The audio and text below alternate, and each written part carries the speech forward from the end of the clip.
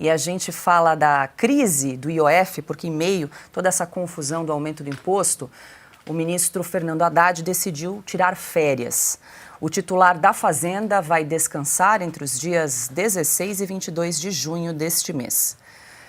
Com isso, o petista terá apenas uma semana para articular a aprovação no Congresso das medidas do governo para substituir o aumento no imposto sobre operações financeiras.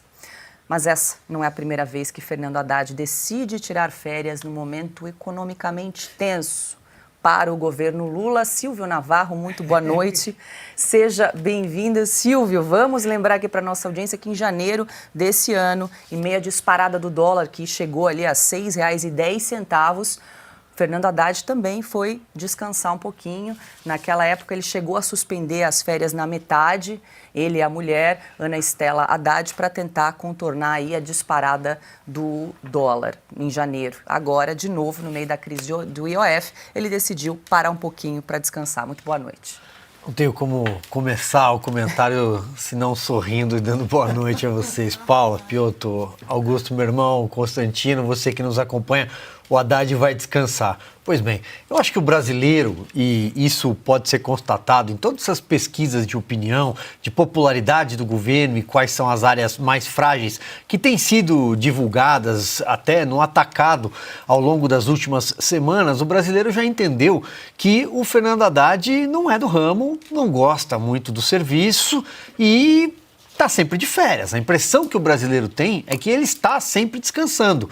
Não à toa, inclusive quando foi prefeito de São Paulo, ele foi prefeito de São Paulo e foi o primeiro a não conseguir a reeleição no cargo, perdendo no primeiro turno para o seu oponente na época, que era João Dória, uma novidade na política, mas foi o primeiro a ser derrotado no primeiro turno. E na gestão dele, na prefeitura de São Paulo, ele ganhou o apelido, aliás, dado por um jornalista de rádio, na época, que chamava ele de Jaiminho, uma referência àquele personagem do Chaves que sempre diz: é para evitar a fadiga, então eu não vou fazer, e aí divulgava a agenda dele estava sempre em branco, ou era assim, despachos internos. Ninguém nunca viu o Fernando Haddad na rua quando foi prefeito, não à toa.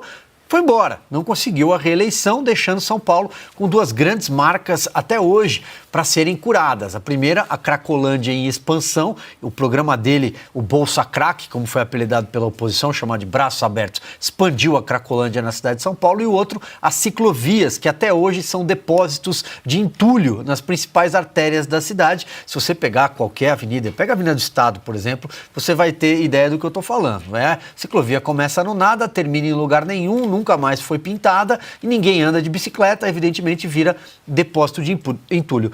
Então, o Fernando Haddad sempre foi ruim de serviço. E no Ministério da Fazenda, ele só foi colocado neste cargo por uma única razão. Ele era a única opção do PT, sempre foi, para se um dia o Lula faltar. Então, o Fernando Haddad perde a reeleição para a prefeitura, mas eles insistem tentando lançá-lo candidato à presidência porque o Lula estava preso. Aí ele aparece com uma máscara de papelão: eu sou o Lula.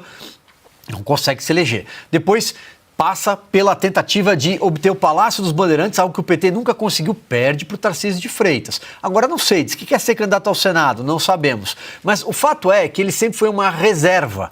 Por isso que ele foi colocado na Fazenda, na esperança de que o governo desse certo, de que a economia, porque o Brasil dá certo apesar do PT, de que a economia, aí ele tocando violão, logo quando foi nomeado, ele foi lá, né?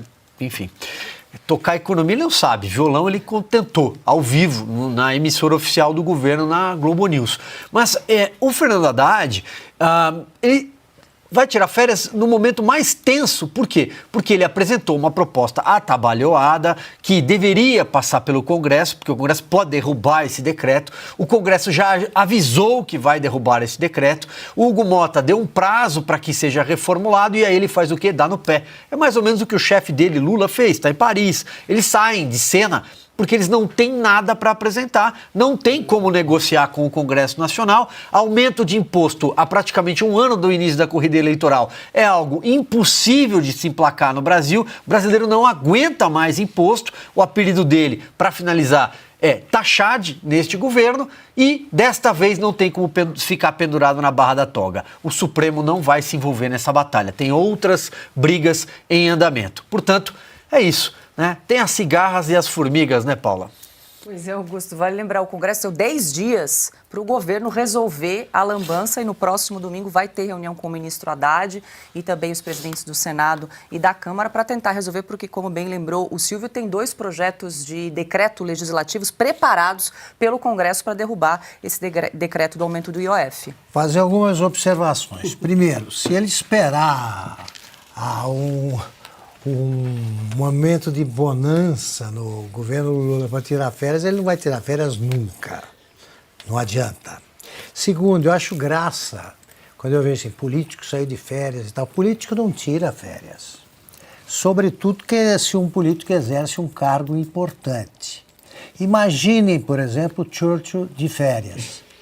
Eles descansam. Fim de semana, você vai ler um livro, tal, dá uma pausa para a cabeça para voltar aos problemas principais. Vida pública e vida política é isso.